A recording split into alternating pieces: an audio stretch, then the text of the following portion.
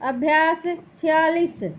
प्रसिद्ध नोबेल पुरस्कार विजेता जॉर्ज वाल्ड का कहना है कि अगर वर्तमान दुनिया खत्म हुई तो उसकी सारी जिम्मेदारी अमेरिका की होगी। विराम। उसके अनुसार यह कहना गलत है कि शस्त्रों की दौड़ के लिए कई राष्ट्र जिम्मेदार हैं। विराम। आज केवल अमेरिका ही मौत का सबसे बड़ा सौदागर है। विराम। वह सच्चा लोकतंत्र नहीं, एक दलीय तानाशाह है, जहां परमाणु हथियारों का विरोध करने वाली राजनीतिक शक्तियों का अभाव है। विराम। उन्होंने अत्यंत मार्मिक शब्दों में बताया कि अमेरिका का शासक वर्ग किस हद तक दुनिया को तबाह करने पर तुला हुआ है। विराम।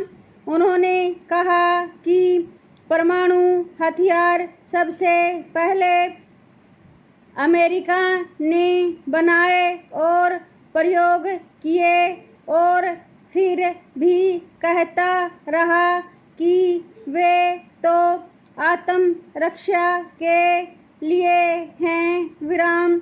आज अंतरिक्ष युद्ध के हथियार भी वही बना रहा है और कह रहा है कि वे दुनिया के सारे परमाणु हथियारों को खत्म करने के लिए बनाए जा रहे हैं, लेकिन ये दोनों बातें झूठी हैं। विराम।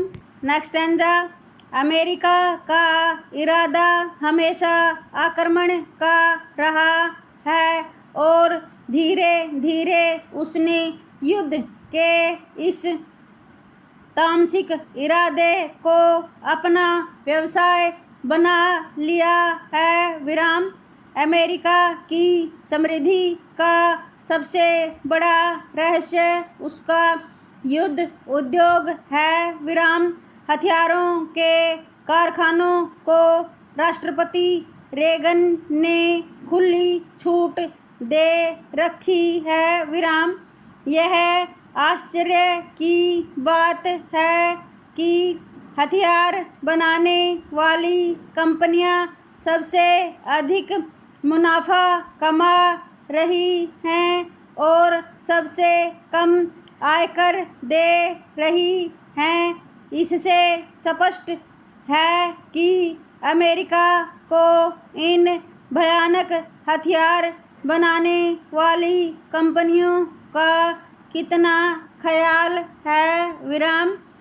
दुख की बात है तो यह है कि हम असहाय वैज्ञानिकों और प्रोफेसरों के अलावा इस देश में कोई ऐसा संगठित वर्ग नहीं है जो राज्य के इन सत्यानाशी इरादों के खिलाफ आवाज उठा सके। विराम।